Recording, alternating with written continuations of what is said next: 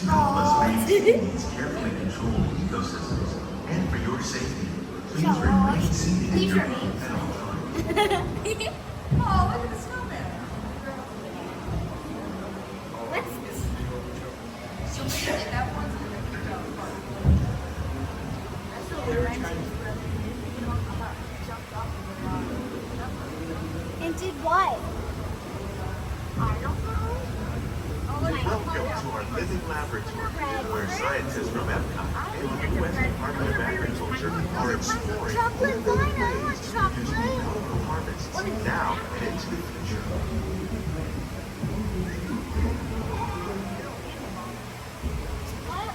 The tropics are home to the greatest diversity of plants on the planet.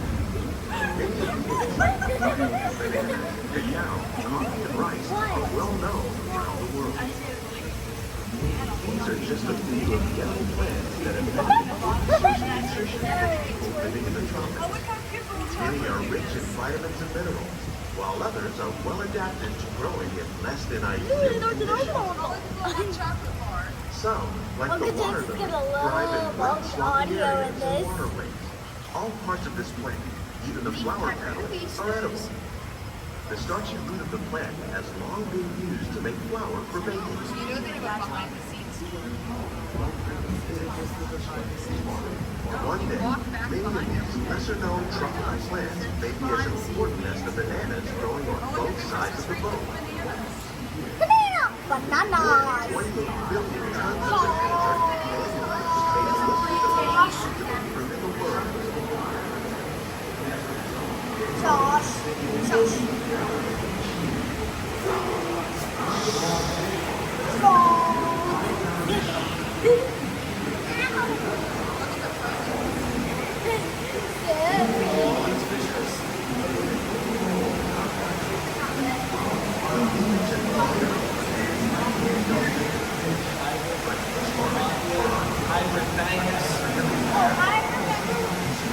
Daddy, didn't you make tilapia once? And a pig hated it? A sustainable system recycling the water in the tanks. As a result, we're able to save millions of gallons each year. Our small wastewater produces nearly 5,000 pounds of fish each year to serve in restaurants around the world. It smells like fish. Innovations like this play an important role in our efforts to produce powerful harvests and still protect natural resources.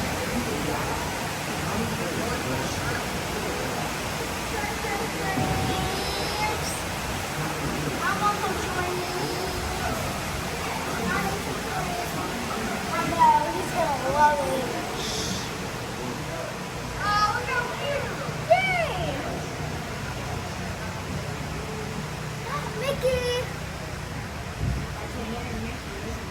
Yeah, it's very hidden. No, it's Rudolph, Mickey. And it's very hidden. While there are more than 50,000 edible plant species in the world, most of us are only familiar with the handful that make up our everyday diet. The common grains growing here, wheat, maize, sorghum, and millet, plus rice, account for nearly 2/3 of our global food consumption. Learning how to increase yields of these staples is an important Extremely goal hot of research pepper. Mommy, extremely hot pepper. Oh, look at the one in Reed over there. Where? Other side.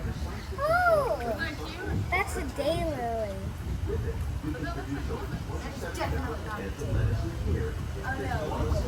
These plants are definitely on their way up.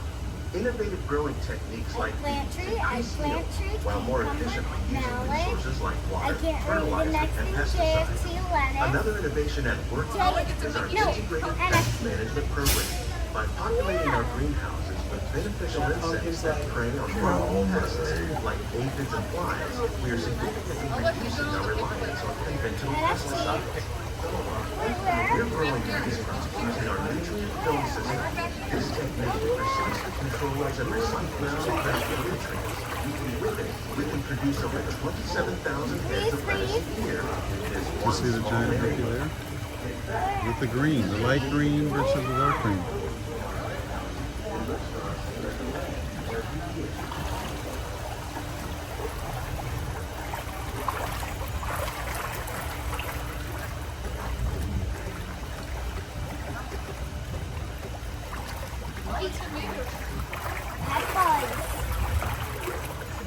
Some of our best ideas have been inspired by nature, like these fruit and vegetable trees. By growing these ground plants vertically, we can increase yields and better control diseases. These crops taste as good as they look. In fact, we serve more than 14 tons of produce from our greenhouses in restaurants here at the land every year. Traditional growing that saves water and increases production. The aquaponics system when you're left combines hydroponics with aquaculture. The fish provide a natural. Guys, this is moving. Did you ever notice that? I never noticed that. Is another great way to explore while using less. In our lab, expert scientists are working with the U.S. Department of Agriculture on a number of innovative projects. The goal of these efforts is to produce higher yielding and better quality land. The future of agriculture may include innovative ideas like this vertical growing system. Plants grown in this way use a fraction of the space required by traditional growing methods. That saves water and increases production. The aquaponics system I love in our Christmas lab tree. combines hydroponics with aquaculture. The fish provide a natural source of fertilizer for the plants, and the plants help keep the water clean for the fish.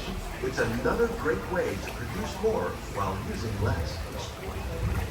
In our lab, EPCOT scientists are working with the U.S. Department of Agriculture on a number of innovative projects. The goal of these efforts is to produce higher yielding and better quality plants.